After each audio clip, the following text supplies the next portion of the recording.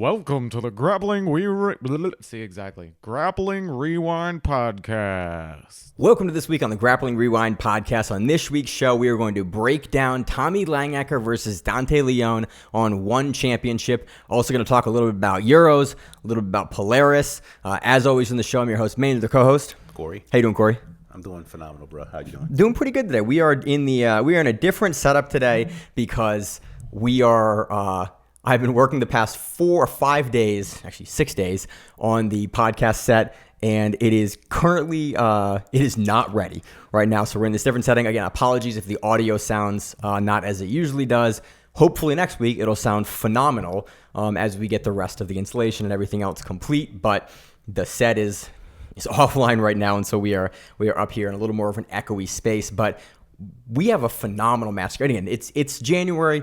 Every year in January, it's a little quiet. We talked about awards last week. We may circle back the following week, or maybe circle back later and talk about who actually won the awards. I think it was fun to talk about, but this match this week, we only have one this week.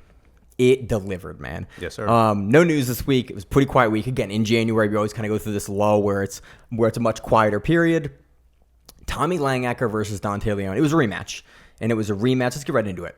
It was a rematch from, you said it was Pans 2018. Yes, sir. Which would have been, I think, not the first year that Dante was a black belt, but I think he would have been a newer black belt. Then. Again, we're talking about 6-7 years ago at this point. Yeah. Like a while ago. And Tommy beat him by 2 points. So it was a rematch, but again, it's IBJJF. And even in the years since that match, I think Dante and Tommy Langaker look like completely different guys. Like their game's definitely changed and evolved over the years. Yeah, and not even evolved, they don't as much evolved, like just have improved. Like, yeah, Dante, I think we see Dante play so much more guard. We kind of went over this a couple weeks ago when we talked about Dante's game and just like how good his guard play has gotten and like how really you never really think about, or we never really give credit to Dante as a guard player, but in this match, in a lot of his recent matches where he's had really, really successful runs, a lot of that has come from the guard. And again, he used to have a good guard. He's always had a good guard. And all the elite guys always have good tools throughout their career, their early career. But 2018 Dante's guard versus modern Dante's guard, it's kind of a different animal. And even if we look at Langaker back then, who is way more considered to be a gi guy. And then he did trials, he did other stuff in those eras. I think Langaker might even won trials around there, like 20. I think he won. Was it 20? He might have won 2018 trials. Like he was doing no-gi at that time, but less so doing no-gi. I think it was a gi match anyway in IBJJF, so it was a gi match. Yes. This was a rematch in no-gi. This is a really exciting match. It was a lot of fun. It's a rematch, which I always like. Again, rematches from really any rematch that's more than 2 years old, I don't give as much credence to because it's like, especially at the stage of their career that they had that match, Well, I think right here the storyline was basically for Dante to get that loss back from Tommy. And also, I think for what they're saying, he has his eyes on Ty Rotolo. Because they're 1-1, but he knows that. And also Ty's the champion right now, and Dante's been signed to One Championship. They're both, everyone in that division is sort of gunning for Ty because Cade has kind of left to MMA. We think he might defend. We're not sure. He had that match he was going to have with Mikey that fell through, and then Mikey left One Championship, and now Ty is fighting MMA, and maybe will come back, maybe he won't come back. We're not really sure. He had that $1 million CGI win. We're not really sure what Cade is doing in One Championship grappling-wise, but we know for sure that Ty is still defending his 85 title. Correct. And so, which is 71 FC. But this was what Dante, it's basically what Dante had asked for in an earlier match, and what Langaker has asked for as well. They want Ty. I think this is really the match that determines who will face Ty. I agree. And it was a really, really good back. I tried to cut you off a minute ago there, but this was a really good back and forth match between both guys. We have one match to cover today, so let's run through the whole thing. Let's get into it. Match starts off. We have Dante Leon. Again, we know his wrestling is really good. It's something that Dante has really maybe not prioritized in recent years, but it's something we've seen him leverage against a lot of guys. Oh, one note you picked up we rewatched this match in the pre-show right before we recorded, and you were like, man, I was surprised in your notes like how big Tommy was. He looked huge. And they were only 2 pounds apart, 179 and 177. Yeah, talking to the front here of that mic. Yeah, that's the diaphragm is on the mic. Yeah, they were close. They were close in weight, but he just is a lot bigger. Even though he's 2 inches taller, he just looked a lot bigger. Like he looked easily 20 pounds bigger than Dante. Yeah, they did not look like it was a catch weight of 180, and both guys were like 770s ish. Like I think it was 180 because I think both guys just didn't want to worry about it. Correct. I think Tommy came in at 179 and Dante came in at 177 and a quarter. Yeah. And I'm like, man, I don't know. Maybe Tommy's hydrated since they weighed in. I think Tommy's probably cutting a little bit to make that from what it kind of looked. Just, again, the size difference. Like, Dante, we know, will go up to 85. We'll go up to absolute. We'll go up, like, we talked about him in Grappler of the Year last episode of the podcast. You know, why we think, you know, he's on that short list for Grappler of the Year, his performance in the absolute ADCC, like him, he's willing to go up the weight. Bigger guys have never really been a problem for Dante, unless you get like to the upper echelons of like guys that are. He wrestled. He competed against Cyborg. Yeah, the grappling industries years ago, crazy. So and that was a really close back and forth match that a lot of guys gave to Dante. Cyborg won it on the car in the organization. I gave it to Dante. You gave it to Dante. I gave it to Cyborg, but I was one of those like I was close. Very close. But Tommy looked visibly bigger here. I think that was really evident. It wasn't really evident for a lot of pieces of the match, but initially in the match, Dante's first kind of body lock takedown attempt. You saw Dante. He has really good speed. He comes in, he shoots, he gets right onto Tommy's hips, and he goes to lift an arc and kind of like turn and throw Tommy down. And you see Tommy kind of go, not right now, kind of go, and kind of give Dante that dead weight. He kind of laces the leg into the front and just pushes down, and you see Dante go to lift and like get him down. Tommy didn't go anywhere. And Tommy goes, and I was like, ooh, this. And you normally don't see that. You don't normally see someone as strong or be able to out physical Dante. Yeah, no, you just don't see it normally. Even from bigger guys. Typically, he's a stronger person out there on the mat. And you watch Dante, you're like, man, he is really. And to watch Langaker kind of go, no, I'm gonna make you not lift me up here. I personally thought it was going to be a much bigger factor in this match. From that initial sequence we saw, I was like, ooh, is this going to be like not a problem for Dante? Because again, we've not really seen bigger guys ever give Dante a problem, especially because of how good his guard is. He's willing to pull, willing to play off his back, and like his guard is good enough where he's never underneath guys without an option. It was interesting, though, from like a tactical perspective. We saw Dante kind of not be able to lift and throw Tommy. And then pretty shortly after that, he was like, I'm going to play the guard now. There you go. Yeah. And there was definitely, I think, 3 or 4 different times throughout the match where we saw both these guys tie up and stand. But generally, we didn't see a whole lot of like shot takedowns. We didn't see a whole lot of like a really, really aggressive guard work. Dante would usually pull. He would stand up. They would kind of hand fight. They would go the over tie on the collar. They would pull. That would kind of go back and forth for a minute, and then Dante would pull. Once Dante pulled here, most of the match, and there was some back and forth. We'll get into that here in a minute. Most of the match was Dante putting Langaker into the X guard, into like variations of waiter guard, and really, I think for the majority of the first half of the match, trying to stop Langaker's passing. He pulled like 8.5 minutes, and I think for it's a 10-minute match. The 10-minute match, and for the next like 4 minutes, it was basically a clinic on guard retention and guard passing, which is good. Like we a lot of times we'll criticize matches, maybe not as much on air, but off the show. It's like, okay, it was a guard match. Like it's not necessarily a bad thing. They can be really interesting, but a lot of times, if you've seen enough of these matches at the highest level, they kind of look like, yep, he is top guy. This is not this match, but top guy is working 80% to pass the guard. Bottom guy is working 100% to stop the guard pass, but you're never seeing the top guy really overcommit because that's once you get to those, those final percentages, that's where the sweeps happen and that's where the passes actually happen, and both guys don't really want to commit. This was a really nice breath of fresh air because you saw Tommy actually trying to pass the guard. You saw him changing the ranges on Dante. You saw him consistently doing something that I don't think a lot of guys prioritize as much is Dante Leon would go into a knee shield, Tommy Langaker would tack down, And then you would see Tommy Langaker go on his outside hand. He would push Dante Leon's topside leg down, but he would do it at the foot. Now, typically when you see guys do this, they do it temporarily, and then they usually don't do anything with it. Or if they're leg lockers, you'll see them immediately jump for a toe hold that they don't ever usually get at the high levels. It's just a cool, you're never going to toe hold Dante Leon like that. It's just not going to work. Tommy Langaker, at no point, he kept going for the grip in the Z guard with Dante Leon, and I went, oh yeah, he's just not going to go for that toe hold.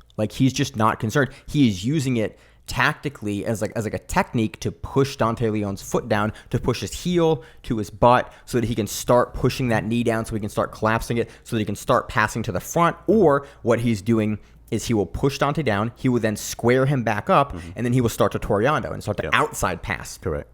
We saw this sequence 3 times initially, I think, just over and over. And you saw him push, you saw Langaker start to Toriando, you saw Dante realize what was happening, square up further, get up, make the distance. And then what I loved about this is a lot of times you will have a guy do an aggressive Toriando, and then you will have the other guy get his guard back, and then they reset and they play the guard. Dante, off of this Toriando, was looking to establish an X guard, yes, he was working to go a sweep or X guard or something to move to move on to something else. He wasn't just defending. He wasn't defending just in a way. The guard. He was retaining the guard, defending to a point where he could actually attack and stand up. And that's the thing. That's the thing I think is the big difference is you saw him not only Dante Leon. I think he's not underrated in any area. We all know he is one of the best in the world in most areas. Yep. He's willing to wrestle up. A lot of guys, we know they can wrestle up. It's an option. They can do it. They have the technical ability to do that. Dante Leon uses that as a tool because in his matches, if you start passing on him and you do not settle him in a pass, as he retains his guard, he will get your front side leg that you've used to kind of staple and push him down, and he will wrestle you up. Yep. We actually do see this happen later in the match. I think it's the next big sequence. I think it happened twice in this, 2 or 3 times in this where he wrestled up with that foot. Yeah. And you saw Langaker kind of willing to go to his back. This is it's a sub only match, 4-1 championship. It's a little bit not odd. We've covered enough one championship matches where we understand it, but what one championship is looking for these matches is catches, basically. And Herb Dean drafting this. Herb Dean absolutely knows what a submission is in jiu-jitsu. And one championship is pretty stringent with they need you to have something locked in and be looking to finish it. If you have an ankle lock grip and you're holding it, generally they're not going to call it a catch. Right. You have to be bellied out, base down, pulling on that in a way where the person is okay, defend. For defense. All their referees are black belts. It's Herb Dean, it's Vitor Shaolin, it's, who else is their referee? But all people that are very, very, these guys are famous enough that as referees, I know who they are. That level of referee that's really been around a long time and understands what they're looking at. When the referee is calling catch, it's because, I think one match, one time in 1FC, I've seen they called a catch where I went, I'm not sure. Every other time, I think I can only think of one, maybe 2 times ever. Every other time when they call a catch, it's that's legit. That person they're probably not going to get it, but it is deep enough where that person is really having to hustle and work and do some level of defense to get out. Agree. That's what you're looking for in this match. And so positionally, and this is I think what informs why Dante is willing to pull, why Tommy is willing to kind of get overzealous with his passing, why when Dante starts to wrestle up and turn Tommy Langaker over, Langaker's kind of willing to concede the bottom position because he doesn't lose anything.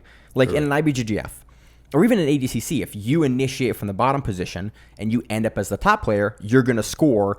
If there are scoring, ADCC second half of the match, there's score on the table for that. They're rewarded for doing that. Right. IBJJF at any point in the match, you're rewarded for doing that. But in one championship, they don't really care if you're top player or bottom player. They do take positional grappling into account, but something like that, they're usually not really going to use it as a high criteria for winning the match. And I think so it's a secondary criteria because I think it's basically submission only. And I think if there aren't any submissions, I think they were saying they actually go for catches or near catches. Then it's dominant, and then it's positional work. It's a third thing. Aggressiveness, dominant positionings, blah, blah, blah. Yeah. But I think it's kind of more of a secondary kind of Yeah, it's just not really that important for one championship. Yeah. And I like that the guys that have a lot of matches in one championship, like Tommy Langaker, they know, like, hey, man, I go to my back. Now, the first time that Dante Leon puts Tommy Langaker to his back, I don't think that was the case. I think that was he intercepted Tommy Langaker's guard pass.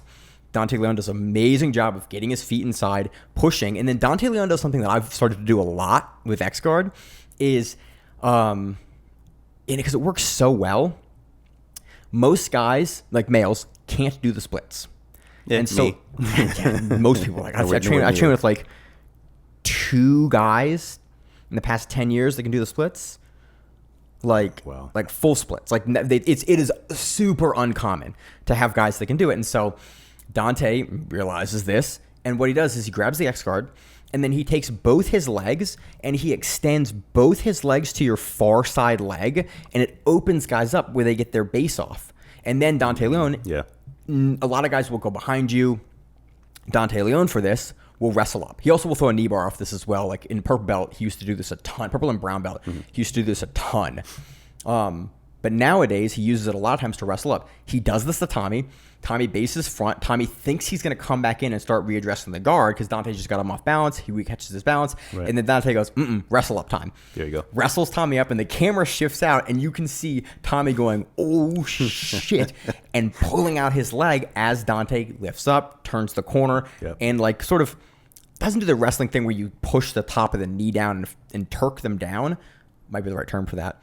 But definitely you see Tommy go, okay, you've got me. My options are Dante Leon jumps my back if I stay and mess around too long here. Not a great or option. I turn my knee out and I sit to my butt and I'm the bottom player now because we're in one championship. And it was option B. It was option B, which in any person listening, it should be option B. Like Tommy Langaker knows what he's doing. He loses nothing by getting wrestle up swept there. Like, cool, he's on the bottom. Langaker's guard is also phenomenal as well, and he's the bigger guy, so good luck. Dante's passing is phenomenal, but both these guys seeing a guard pass would be a little, not surprising, but you're probably only going to see it once in the match. I mean, they're both good at passing guard and retaining guard. They're just both very good. They're both also very flexible, but I did like the kind of the transition of technique for, again, a lot of guys just aren't willing to overcommit because if you get that leg, when Dante's pushing, when he's in the X-Guard and he's pushing with both legs on the outside leg to widen you out, if you have someone that can push one of those legs down or shuck your leg off, you're really, really overextended. And so a lot of guys at the lower levels will try this and then immediately get mounted. Yeah, that's me. That's something I would try. And I've tried it before, And occasionally it happens, and it's really funny. Happens. You go, I tried. That's happened with purple belts, But that doesn't happen to Dante here. He gets up, he comes over, and then we see a little bit of passing from Dante. But generally, it's more of the same. It's Langaker retaining, and Dante like actively working to pass. But Langaker, again, both guys doing a really, really good job. Langaker kind of cycles through guards. Dante's trying to kind of pin Langaker's legs down, but he's never really able to. I think to get we watched this once before. I'm trying to think of exactly what Dante was looking for here, and I think that he was looking for like being able to collapse Langaker's guard enough to start to like flatten him and get back, and just never really could get that going. What did you see in sort of his top position in passing? Oh, for Tommy? Yeah, for Dante. When Dante was on top here in this sequence here, it wasn't on top for very long. No, it wasn't. Because Tommy eventually stands back up.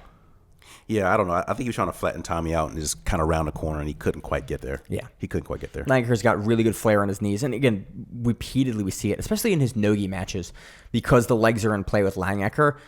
We saw it specifically after the Oliver Taza match. Langaker has just not weird flexibility, elite flexibility. Kind of like when you see Craig Jones move his feet around, you're like, yes, why do your feet move that weird? Oh, you have like very odd flexibility in your knees, feet, hips. Yeah, and I think that the commentator, they mentioned Dante's weird flexibility in his ankles, but I think the same thing applies for Tommy. Yeah, I see it more We've in seen him in Tommy. ankle locks before, and he just kind of sits and looks at him like, wow. Heel hooks, he's sitting looking at him like, wow. He got heel hooked by Oliver Taza and just went, and then later posted an Instagram video of him like turning his feet. I can't even do it with my arm. Like normally your feet are here. He had like turned his foot the other way, like without needing to pull it. Just he had the flexibility to do that without like pulling his foot. And after that, I was like, okay, cool. Not many guys are going to be able to ankle lock or knee bar or like get Langaker in a twisting footlock because he just has the range in nogi to pull out and get out. They stand back up. Dante, we have Langaker actually pulls into, not an armbar. He kind of goes for an armbar for a second on Dante. Yeah. Dante realizes it. And this is another piece where I was like, ooh, Langaker I think is a little bit, maybe not stronger than Dante, but bigger here than Dante, because you saw Dante get collapsed a little bit into Langaker's guard, and really he had 2-on-1 on his arm. Yeah, the 2-on-1. You saw Dante kind of like, you saw him want to overcommit and just rip out, and then you saw him go, nope, Langaker's really good. He gave Langaker that respect in his guard for that split second of like, yeah, I'm gonna really think about what I'm doing here, because Tommy can absolutely. There's one thing we haven't talked about it in forever. Back when Josh and I first started the show, we talked about Tommy Langaker submitted Herbert Santos, who's doing like 14 years right now, unrelated. Oh, really? For crimes 14? 14 years. But he submitted Tommy Langaker, and I think Herbert was beating him at that point, or maybe it was an early match. It was right around where Langaker was on the rise, and he was having like inconsistent but really good victories early career, not early career black, but like earlier career in his black belt. But Langaker, we said it, and it's a phrase that I love for Langaker. He always has the ability to pull a rabbit out of his hat. Yes. Like at any point in time, Langaker could be down. It doesn't matter. That dude is a wild submission kind of like Canuto, kind of like a wizard. Yes. Very, like, Canuto and Langaker are really, really similar guys when it comes to their submission prowess and their ability to just, like, doesn't really matter where in the match you are. They're kind of good everywhere. Amazing finishers. Yeah, dangerous finishers. I think Langaker nowadays is a little bit less than what I think he's more of a known quantity. Guys have more tape on him. Guys know where he's so dangerous. But early, when we first started covering him on the show back in probably 2018, when this kind of came about, that's what I remember us talking about. It was like any point in time, Langaker could just pull something out. And you saw Dante when he was in the guard, and Langaker had kind of pulled the armbar. It wasn't really close. He was not gonna get the armbar. But you see Dante go 2-on-1 and kind of pull his hand out, and Langaker go, nope, I actually really do want this 2-on-1 grip on your hand. And Dante kind of bear down, put his shoulders down, and very thoughtfully go, his arm. Yeah, let me get my arm out of here with Tommy Langaker, because like Langaker is big enough, he's strong enough, and he's dangerous enough that I really don't want to like play off of a pass off of him having 2-on-1 on my arm. And it was I might lose my arm. Yeah, it was just a really good moment to like notice, and to kind of remind me of like the old Tommy Langaker of like, oh yeah, Dante Leon also knows that guy, also faced that guy in 2018, and like, and Tommy loves arm bars and loves triangles. Yes, and I think his highest second submission is triangle, I believe. Yeah. I think his most highlight reel submissions too, his biggest wins are triangles over guys, where it was just like, oh, he pulled it in the nuts. I think the Erberth one. And I think Dante knew that position. He's right in Langaker's like sweet spot. So he's like, nah, let's get out of here. It was good. It was like, but it was very, you got to see like very thoughtful progression from both guys of like, okay. And then they switched back. They stood back up. They do more of the wrestling for a moment, and then Dante pulls again, and we see more. Actually, this is the second pull, a second or third pull, I think, from Dante. There was a piece that I loved here that we paused and we rewatched because I thought it was so neat. Dante Leon goes to pull single leg X guard, and when you pull single leg X guard, basically your leg on the inside of your opponent's body will go through, and then your outside leg goes over top and pushes their hip, and it puts you in the single leg X guard. Most guys, when you pull this, they will kind of bear down into it and either so you change the angle for the guy on the bottom so they can't get the hook and the foot on the hip line, or you get put in single leg action, you get pushed out. Tommy kind of does something really neat. He half tacks down, and then you see him just, before Dante can get his foot up to his hip, he just pulls his leg out. And steps back. He just steps back. And it was just such a really little moment. You saw, it was just such a cool moment to see, like, oh, that's really high level jiu-jitsu. And it was high level to the point where I missed it initially, and you caught it. I was like, look at that. You're like, look, well, I was like, what is his foot? Yeah, we watched it 3 times, and I was like, oh, that's really neat. I like that. Because we talk about a lot. Guys at the high level, what wins you those matches is not you playing into a guy's A game. Like, you're not going to beat Dante Leon's A game gun for gun unless you're like like one or two guys in the earth can maybe do that. You know, you're gonna fight Dante Leon in an area where you're gonna push him out of the you're gonna push him out of the guard he wants to play. You're not gonna let him play the X guard. You're not gonna let him play single leg X. If he's pulling single leg X on you, he wants single leg X. Yep. The high level guys in the world are really, really good at taking those guards away. It's something I talk about as a coach a lot when I'm prepping guys for competition. Is, hey man, if a guy really wants to play a specific guard, just don't let him play that guard. Like, do other stuff to pull him out of that guard. Like, don't decide to play through his A game guard because you're gonna lose. When you get, especially like the really good black belts, like you're just not going to be better than his best guard. A guard that he is choosing in a competitive super fight matchup with potentially a title fight on the line. He's pulling that guard on you. It's probably not because it's a last-ditch effort and he's hoping to get. It's probably because it's a really good guard. If he has the opportunity to pull it on you, you absolutely just want to, disengage from that guard. And which is kind of a lot of times we see boring matches because people are just unwilling to play in the guard at all. Notably like Levi Jones-Leary and Cade Bertola. It was like Cade Bertola doing exactly what he should do, which is like, yeah, man, I do not want to play through Levi Jones's guard because he's going to try to Barambola me. I don't want to deal with the inverted guard. Like, why would I play into his best guard in the world? And Levi Jones-Leary is so good because it's like, hey, man, I make everyone in the world play through this guard. And I am the best at it in the world, and no one can beat me if they have to play through it. You see Dante pull the X thing like X guard. Langaker goes, nope. He lifts his leg up, pulls it out, and then retechs out, and then goes back into the passing sequence that he wants, with now Dante back in that Z shield, back to the longer range guard, where he can start making the Toriano passes. There was a couple other really nifty pieces. You have anything else on this one sequence? Oh no. There was a couple other really nifty sequences that I liked, specifically with the way that Langaker decides to not overcommit in the Toriano pass. Basically, normally when you see people play through a guy with playing a guard like Dante that has the flexibility to invert, that's willing to go for your legs, and is really good at retaining the guard. What you'll see a lot of times is guys will throw a Toriano, they will go hands on the hips, hands on the chest, and they'll pass to north-south, and then they'll try to basically beat the guy in north-south because you have a lot of high-level guys that say, like, yeah, man, you're just not going to pass a guy at the high levels, especially in a lower weight class, unless you go to north-south. Like, your passing is done from north-south with smaller guys. You see Langaker instead in, like, one or two different passes he tries to make. He fences that foot down on Dante. He pushes the leg down. He steps out. He squares Dante up. And then he does a Toriano to the other side that he squared up. And then you see Dante, what will normally happen is guys get close, they track you with their feet, and then they invert underneath, and boom, you're right back into the guard.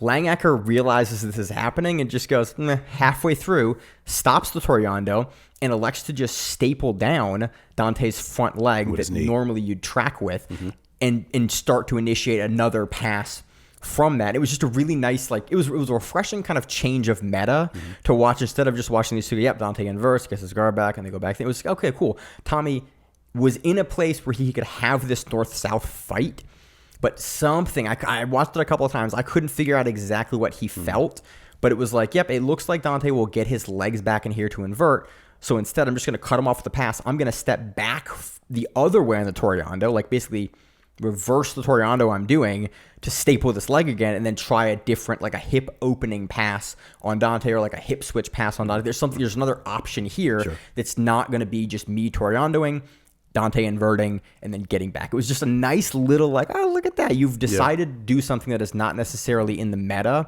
because you know what's going to happen here, and it's just going to be you playing through the same guard you're already playing through again and not making any progress. You're going to staple that hip now, and it gives you different passing options now versus just trying the same thing over and over. And I liked that, and I appreciated that Langaker was willing to kind of have that change of meta and like, okay, cool, not just fight Leon down, because you're not going to pass Leon north-south. Now, maybe he knew he didn't commit north-south because he knew how well of a Berimbolo player that Dante is, and he's a leg hunter. Yeah, he is. He's always Berimbolo under, got in the leg, and all of a sudden you're like, holy crap. He plays a lot of, like, it looks like, it's like Berimbolo.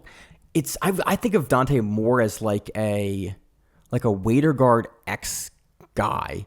Like, he will he will counter berimbolo you a lot of times, which I think is funny. We saw this in this match. We saw Tommy Langaker come over the top and then kind of go for Dante's foot, and Dante try to roll out from underneath and then start to take the back. It was one of the other sequences that put Langaker on his butt. They go back and forth. In this match, again, we're talking a lot about Dante because I really like Dante's game a lot. I like Langaker's game a lot too, but I think because I have a better understanding. Dante's game is much closer to my game. I understand Dante's game a lot better. I think we've also just over the years talked about probably more of Dante's matches, just because Dante for years was taking more super fights, and Langaker was still doing a lot more IBJJF, doing a lot more tournament, like doing a lot more on that side. I had a point I was making here that's completely gone now. Question for you though: now that you said that, do you think that Dante he plays a little man's game at a big man's level?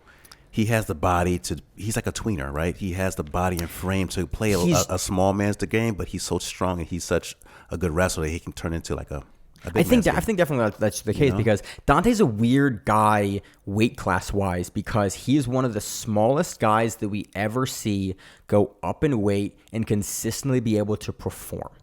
Like, generally speaking, guys that are 55ers, guys that are 55ers, even 70ers, they tend to never be able to to win absolutes. Dante is frequently in the mix there in any absolute he enters. And again, he did lose an ADCC in absolute, but he beat Giancarlo and Mika Galvao. Not bad. Champion at 88, double champion, 2 times in a row at 88. Again, different division for 88 for ADCC this year, but Mika Galvao, champion at 77. He beat 2 ADCC champions back to back, and he also submitted Mika in ADCC this year, which is like... Was it a straight ankle or was it a heel hook? I thought it was a heel hook. We looked it up last week. It was a straight ankle. Yeah. I swear in my head when I saw it live, it was a heel hook. And then I've watched it back 4 or 5 times, and I'm like, damn, every time it's a straight ankle. That's crazy. Yeah. It's almost like I just got it wrong in the moment. But yeah, he's a weird guy, because most people, I think it's because he is so absurdly strong, and he focuses so heavily on strength training. We don't see typically a lot of guys that are 55ers that are... Dante, I think, is also on the upper end of 55. Yeah. I think that 55 cut is a bit of a cut for him to make. Yeah. But most 55ers aren't one arm pressing 100-pound dumbbells. Yeah, that's not usual. That's not Dante is. Most 200-pound men don't do that. Yeah, no. And so Dante, I remember he's a freak of nature. Looking at Dante squatting and him overhead pressing, and he really has he always has, but now it's really, you're seeing he has the physical attributes to back up the technique that he has. And because for a lot of his career, he was playing at 55 and 70, even at 45, I think, early career, playing the smaller man game, now that he has the strength to just powerhouse through guys, that technique never left. And he still has the flexibility, and now he has all the strength to contend with those guys. He's like a wild card. He pulls the strength out of it's a wild card. When I need strength, I have it. There you go. Strength right there for you, buddy. And he uses it to his... I want to be Dante Leon, I think. I'm going to go get huge and be Dante Leon. For at least a day. At least 6 months. I want to get funny big and then slim back down. But I think it'd be really funny for 6 months to just be like Batman can't turn my neck big. Hey, man, you seem different. There's something different about you. What happened? Everything happened. I can't get your back anymore. What's going on? So there was, I think, so we're almost through this match at this point. And so Corey and I were watching this again on the pre-show, and we were talking about, okay, so at this point, I think Langaker, probably if we're 8 minutes into a 10-minute match, Langaker is winning this match. I think so. And we were both like, it's close back and forth. There's great moments, but overall, Langaker is, for the first section of the match, I think was dictating the guard passing. Dante was on the defensive. Dante was getting things going, but he was also doing a whole lot of retaining his guard, and we were seeing really active and sustained passing attempts from Langaker from the top position. Then later in the match, we see Dante get some great moments, but overall, Langaker still kind of feels like he's dictating. And then even later in the match, we see Langaker going for a couple of different straight ankle locks. Langaker at one point is in top position. He does essentially a throw for an outside heel hook, but he does it from a straight ankle grip where you pop down for the heel hook after.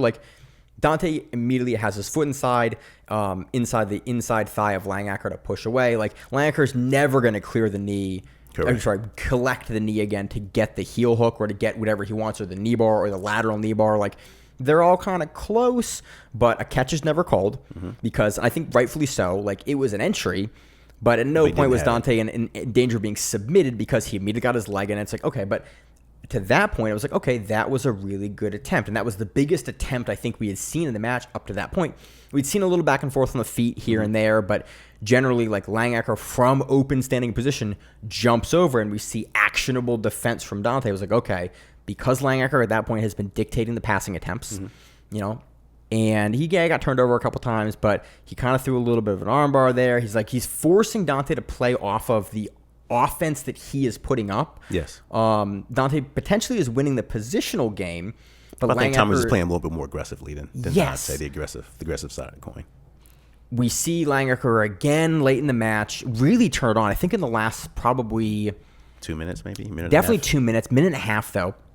We see Langaker almost pass Dante's guard. Yes. We see him start to you see Dante, I think, not get tired is the right word, but just slows down a little bit. And you see Langaker just sort of really pour it onto him and almost gets mount on Dante. Almost. The angle we have for the camera, I don't love. You can kind of see that Dante still has his knees in front. I wish I had another angle because I can't quite see exactly how far Langaker is into mount. He doesn't get mount. He wouldn't score. He would never score in any rule set for mount, but he is way further through Dante's guard than Dante wants him to be, and that is obvious here. He then throws for a topside sub. He kind of throws for a little bit for an arm. You see him, there's about, 30 seconds left or something like that. Yeah. And you see Langaker really trying to push the pace on Dante in the last closing moments of the match, which is exactly what you want to do if it's a close match with no catches. See if I can get something going. And then with about 12 seconds left in the match, Langaker throws one armbar over the top as a last ditch, isn't getting it, probably winning the match close, very close match. Razor thin. And you see Dante go, nope, I'm still in this. And Langaker kind of falls off, and Dante immediately stands up and punches the underhook on Langaker as he chases Langaker to the corner. This match is in the ropes. Yes. It never comes up in the match. Exactly what I like to see from these kind of matches. He punches the underhook, and he gets past Langaker's guard. And doesn't really get past the guard. He just immediately jumps to the cross side for that cross side Kimura you do when you jump over someone's guard, where it's your leg is kind of still in half guard, and he's pulling the Kimura out, and you can see from the position. I was like, okay. Langaker puts his hand under his leg. You're like, Dante's never getting. I'm not never getting this, but Langaker has the right defense. There's 10 seconds left in the match. There's 8 seconds left in the match. Dante Leon does not have the gas here or the position. He's kind of sideways to Langaker in that position where you can kind of go for a reverse triangle, but not quite because he has that Kimura trap. Leon pulls on it, doesn't get it. Langaker defends, match ends. That is the moment. That's the deciding factor. That Dante won the match. Agreed. Because suddenly you went from no close sub attempts, the one good entry from Langaker early, to the biggest submission moment of the match in that last 10 seconds. Correct. I don't necessarily think it's a tactical error by Langaker because nobody's going to usually do that in the last 10 seconds. But it was really interesting. It was a bit of a misstep, and Dante Leon, knowing that he's still in that match, to be willing in the last 10 seconds to throw and go for position and go for a sub when Langaker momentarily did that last attempt. 9 seconds left in the match, took his foot off the gas, cool, retained guard. Leon punches the underhook. He gets in front of the knee of Langaker to jump over to get the Kimura. This is the moment that he won the match. And this is, I think, this will be a thing that I point to when I talk about, hey, the match really isn't over until it's over. I point to this moment, and I point to the moment, I think it was Mateus Diniz versus Gordon Ryan, where Mateus Diniz does kind of a lazy turn. Gordon Ryan's playing guard. Mateus Diniz pulls his leg out and kind of does a lazy turn, turns his back to Gordon Ryan as he's normally what you do is when you're in the room, you will do a lazy, you'll pull out of a guard and you'll turn because you're doing a running man out of your leg, and then you'll re-square and the guy will give you a second and you'll re-engage. Sure. Diniz does this, and Gordon takes him down, and it spurs on what becomes the end of the match with Gordon submitting him. I think it's Diniz. I could be wrong, but Gordon does this. this is that kind of moment where it's like you have a guy last couple seconds where normally no one's going to running chase you. Because why? There's no points. There's no, like, Correct. in every other rule set, there's really no incentive. And also, you're not going to be able to submit Langaker in 10 seconds, but he still goes for it. There's a couple of different things. Like, one is, like, it's a testament to Tommy Langaker, like, going for the sub. Yeah. He could have just held position for the last 10 seconds. As opposed to going for that arm. He could have just sat real low, pressured down, and really just kind of just hung Cool, out I'm for probably the last ahead 10 on the seconds. cards. I'm probably going to end on top here. It always looks good to end on top. Correct. You're good to Play go. it safe. He's like, no, I'm going for that arm. I see it right there. I'm going for it. Which is what I love about guys like Langaker, like Leon, like Cade, like that they're willing to go for it for the last second. It was just a really funny little misstep of him going, not expecting or not anticipating and being ready for the follow-up, or he might have even tripped a little bit with Dante coming back up. And you can kind of see Dante kind of kicked him. It's kind of one of those, he kind of kicked him over. Exactly. Yeah, so it was like, should. yeah, so it's kind of perfect timing. He saw him going for the arm. He said, oh, no, this is my time. I got 12 seconds left. Kicked him, kind of stood up, punched the underhook, fished around, swung around, and got the arm. Kimura. It was just perfect timing on Dante's Dante's behalf. I don't want to say it was a misstep by Tommy, but it was him being aggressive and him just wanting to go for the finish. I think it was. You know what I mean? I think I would term it as a misstep because it was like Tommy can throw for that and then be ready to fall off and ready to like get his guard. Tommy threw off and then seemingly knew there was low time and just sort of didn't put himself in a position to keep the match going. Whereas I think if Langaker ends up in that same spot with 30 seconds left, there is no way he plays it like that. I think with 30 seconds left, there's no way he loses that match. But I think with 10 seconds left, he threw for it and went, there's 10 seconds left. Nothing's going to happen in the match. And Dante came through. It was, again, the margins. You know a match is good when you're talking about like who won the match in the last 10 seconds because it's that close. But I truly think that Langaker was going to win this match. And you see him at the end, even when the decision's running, he has his finger like he's hoping he's going to win it. And then Dante wins it. But it was like Langaker was winning that match till 9 minutes and 52 seconds. Yeah. And then Dante, again, but it also, we got to speak to just how close it is. Like, yes, it was if very you close. can win a match in the last 8 seconds, you know it's right. You were one moment away from being way. able to win that match. And that means two guys had a really good match. Where it's like that last and I think little if it was margin. anyone else but Tommy Langaker, I think in that 10 seconds, I think Dante probably would have finished him, to be honest with you. I think even though Tommy had his knee over his hand and what have you, I think it's physically, I think he's a bigger guy, and I think they were just both exhausted. But I think Dante is just that strong enough. He probably could have pulled the trigger and probably got very close to at least getting a catch call. Getting it out, maybe, I think. I don't maybe know a catch call. Maybe a catch call. But I think Langaker's hand, as soon as Langaker's hand goes under his own forearm and punches down, like, you're going to need 30 seconds to bang that arm out. But we're talking about Dante here. We're all talking about Dante, who's got that strength. But also Dante, I think, looked a little tired at the end, too. Oh, he was exhausted. You see him exhausted, which is unusual for Dante. Like, well, he's really hustling, too. This is a great match. You should go back and watch this match. It's on One Championship on Prime Video. It was a ton of fun. I watched at least 3 or 4 times just to kind of like get all the small nuances. And even just speaking right now, I need to go back and watch it again to get some of the details. It was a really good match. I think this is, again, I'm really happy with a lot of the matchmaking for One Championship. And I'm not sure what they tell those guys in the back. Generally speaking, One puts on pretty good matches. I'm pretty happy with most of the matchmaking in One. I think a lot of guys are going for that bonus too.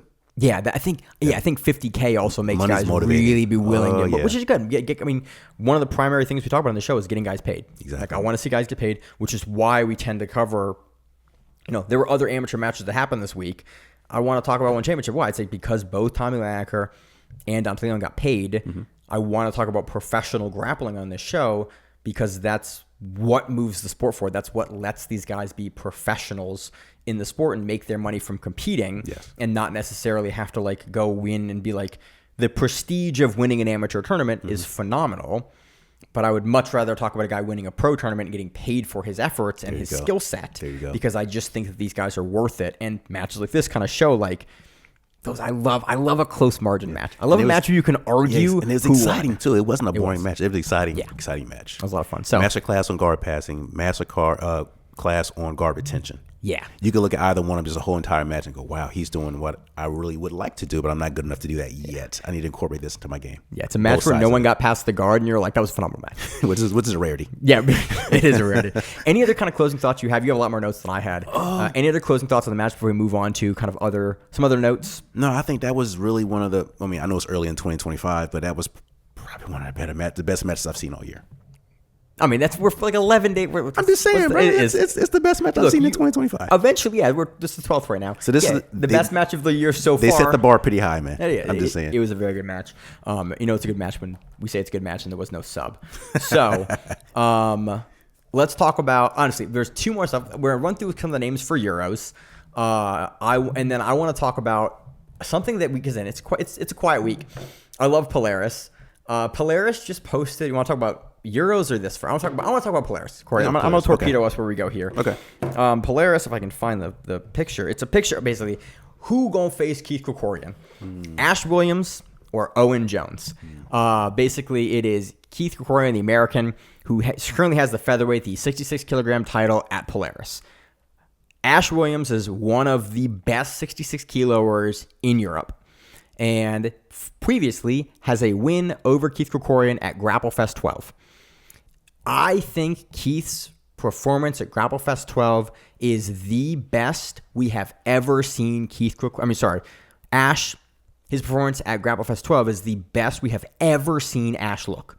He looked better in that match than I have ever seen him look, and he, fairly cleanly took that win over Keith. It is a match that I would love to see run back.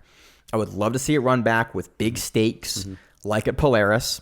I think Ash, until he took on Giancarlo, or kind of, who did Ash take on recently at Polaris?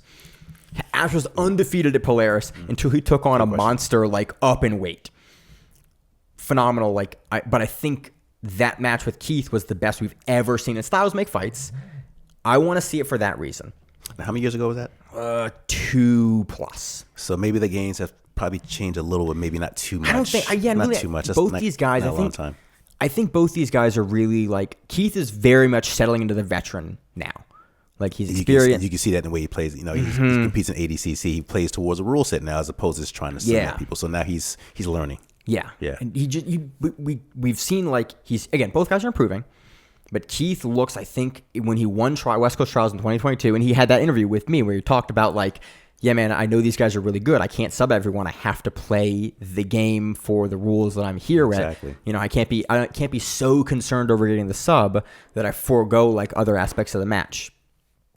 That match with Ash, I think, is a turning point in his career. And I think it's the best Ash has ever looked. I want to see it alone because I want to see another performance like that from Ash. And I want to see it on a stage like Polaris with their stakes, with a title, where they're going to broadcast the match well and it's going to look good with good commentary. I like that. On the other hand, got the young gun Owen Jones. Owen Jones rocks the Ravens Ray Lewis jersey. You gotta love that. The show, by the way, if everyone doesn't know, is it based out of Baltimore? So you're not a Ravens fan, but of course I am. Okay, you're. Yeah, I'm an Ohio boy, but I'm a Ravens fan. Yeah, huge Ravens fan. Love Ray Lewis, and so to see Owen Jones rocking that at ADCC was I like that dude. And then he submits Gabriel Souza. Yes. And then he submitted Garberg too. I forget who took Owen out of ADCC, but had an incredible run at ADCC. Both Keith and Ash ADCC. Keith loses to Pato first round. Ash loses to Kennedy first round. I think I might have those flipped, but sounds about right. You took on two medalists in the first round, tough rounds, but Owen had this big stand-up performance. Owen actually had the fastest sub. No, sorry. Yeah, Owen had the fastest sub of the year, I think, of ADCC. Okay. Versus, I texted people at this and I forget because it came. Somebody asked me specifically to get information. I went and got it. I think it was Owen, Taza, and Big Dan in that order. I think is what it was.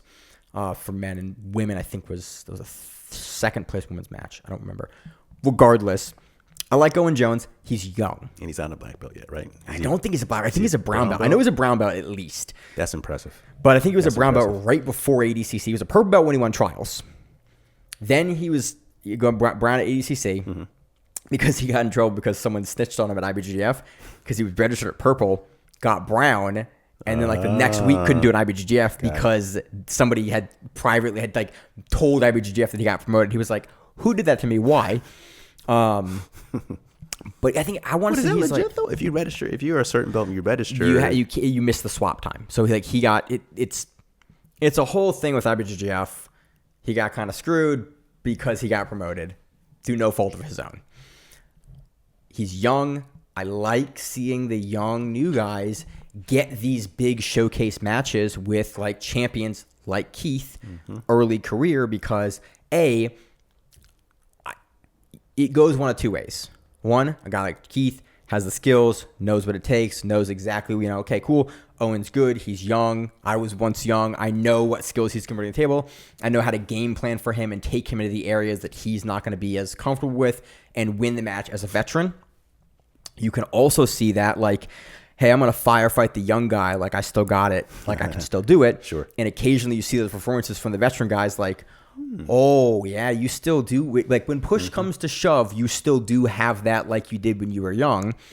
Or you see the young guy go, yeah, man, this is the new time. And I've seen I've seen plenty of tape. I've seen plenty of tape on you. I know what you bring to the table, and I know how to beat you. And you see that the young guy become the young champion.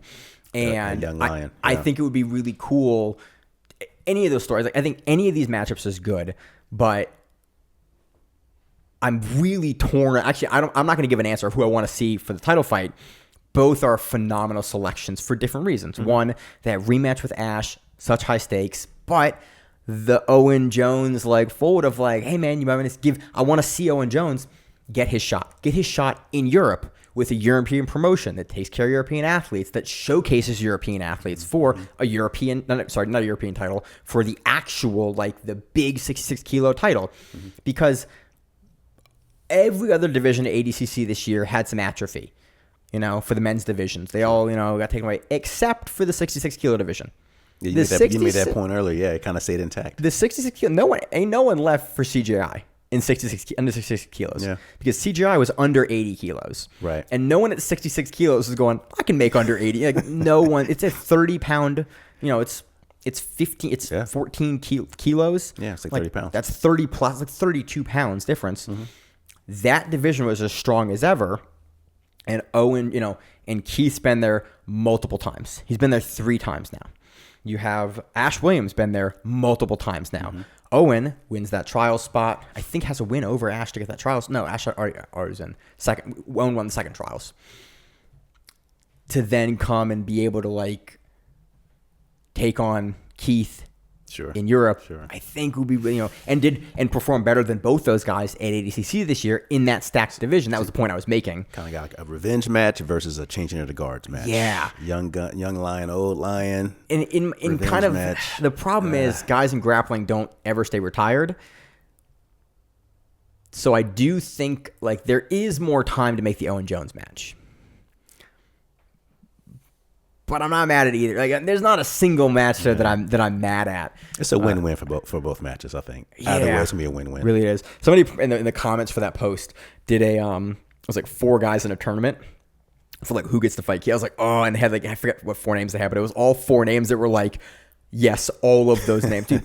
My people at 66 kilos, like there's some fun, exciting guys and matchups to be made at 66 kilos, and I do appreciate Polaris showcasing more of those guys more frequently than not, like they're really championing for like the guys at the smaller weight classes and putting them in title fights and frequently putting them in title fights and showcasing them. And it's like I do really like that. But do you have a thought here? Because I haven't given any like of which either one's great for me. Do you have one that you would like to see either or Owen Jones or Ash Williams here?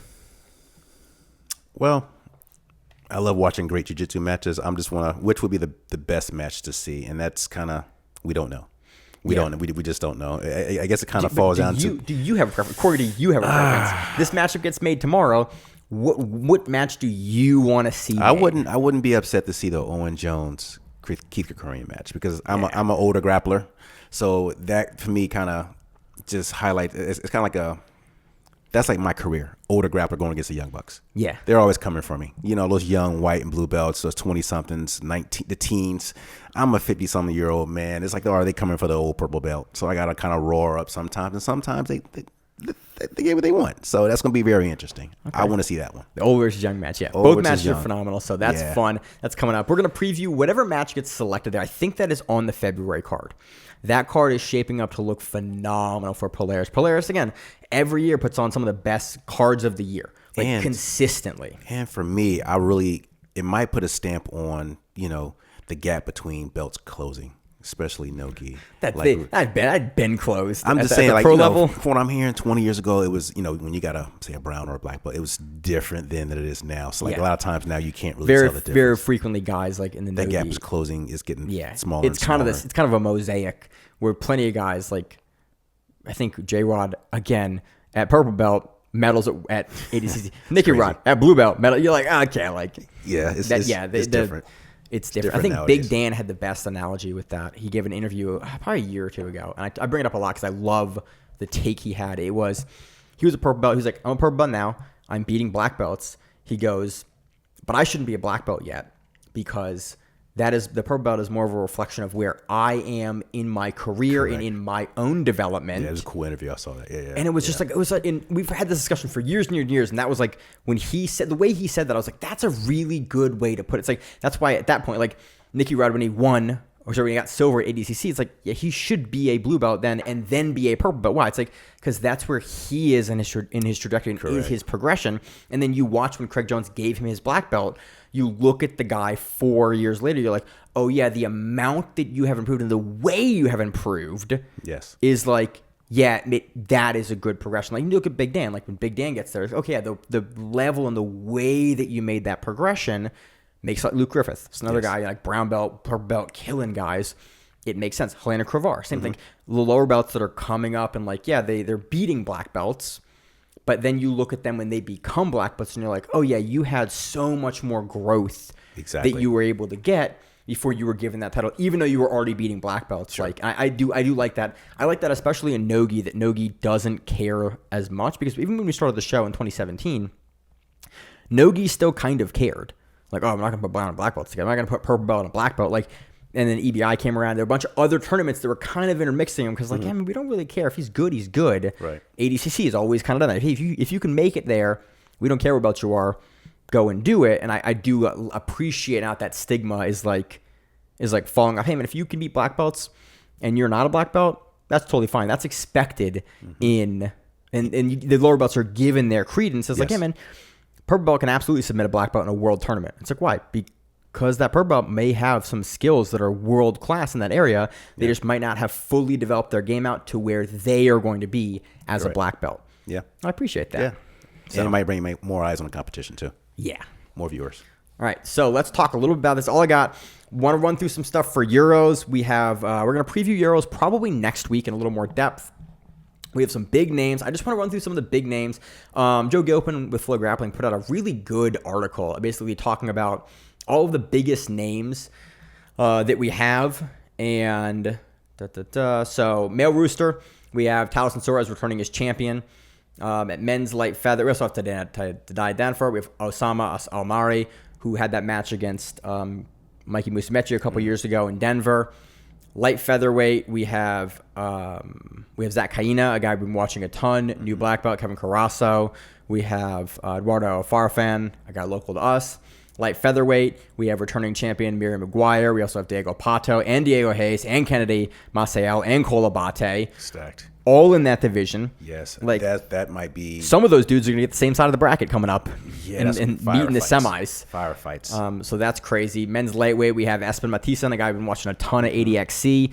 Tommy Langaker's buddy, been looking great. Pablo Lavaselli is also in there. At middleweight, Tynan Daupra and Jackson the guy. Andy Murasaki. Goodness gracious. So those three guys. So the question is, who is gonna give Tynan his first loss? Not in the Worlds. This is Euros. Now, is this the complete list, or this was list? No, this is just highlights. This is basically like so these lists are much bigger. There might be a couple of the high level grapplers in this since this came out. There's probably not any other big names. There's like other high level guys, but these are the front runners. Like this list that Joe put together for Flow Grappling, I think is just the front runners for looking at Jackson the guy and Andy Murasaki. They definitely have the ability to do it. You know, we've seen Andy Murasaki go toe to toe with Mika.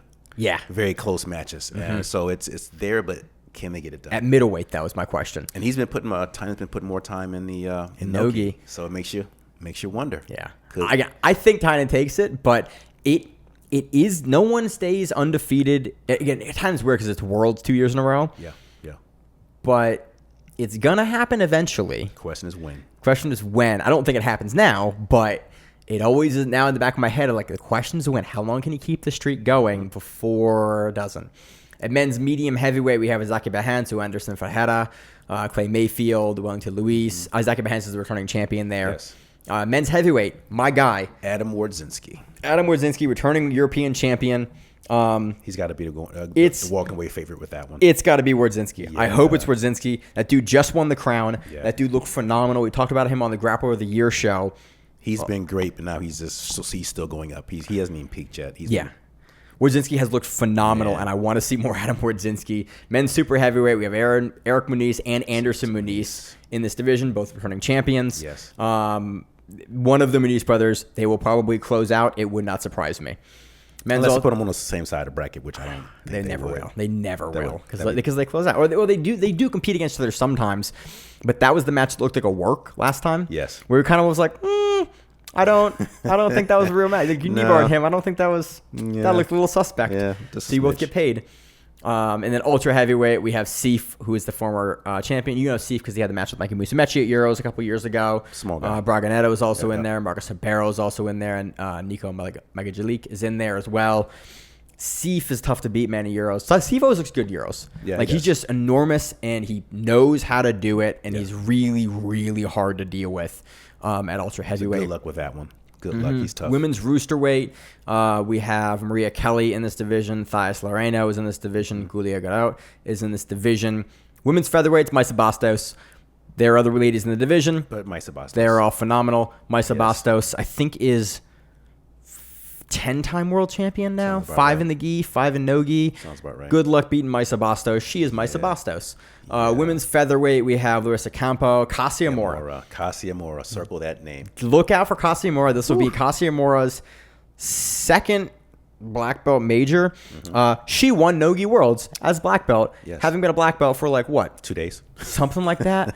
Went from blue to black. We keep saying it. I'm going to keep saying it this whole year. Went from blue to black in 364 days. Crazy. And then won a black belt major. Yeah.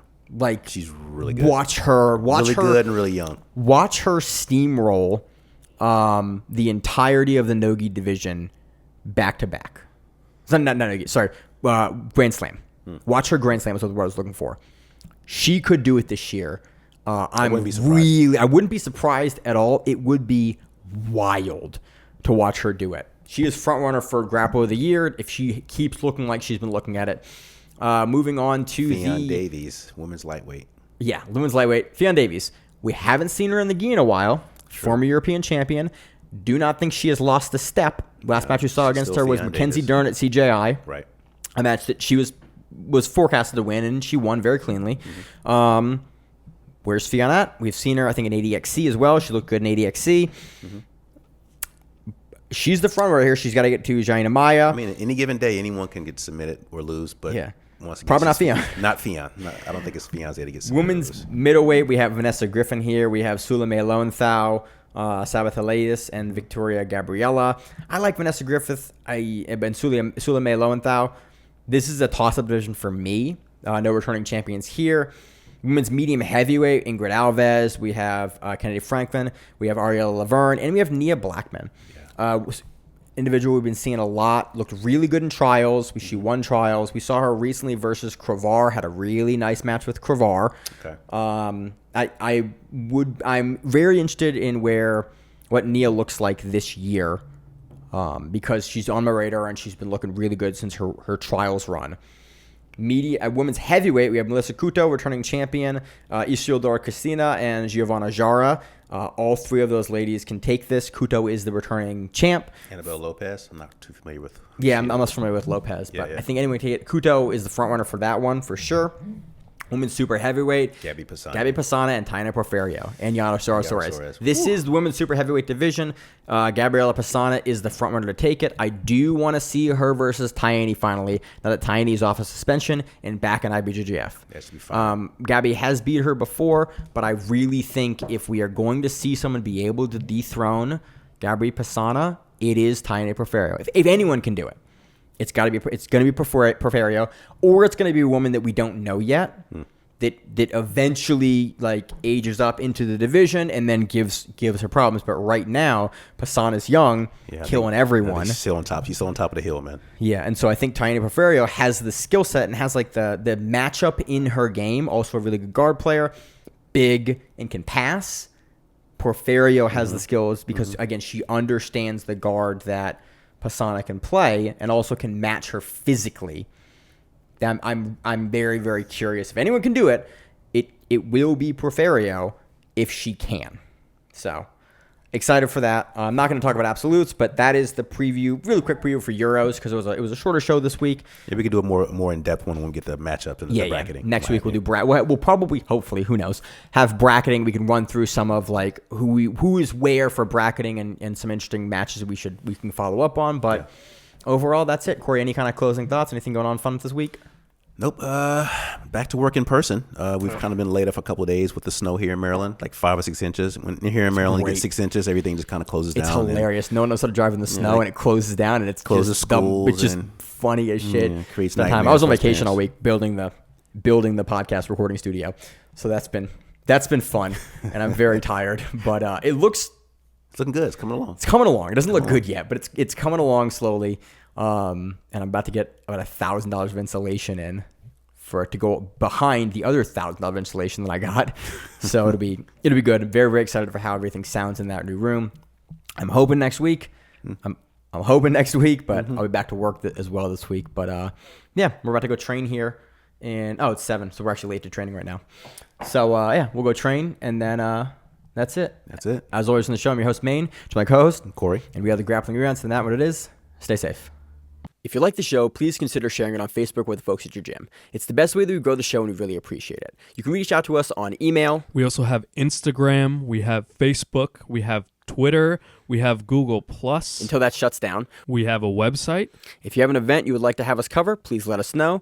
If you have a name, like most people do, and you'd like to have us stop butchering it, let us know. Reach out to us. The show is also available on YouTube, Spotify, in addition to iTunes and every other podcast service. We very much appreciate your time, and thank you.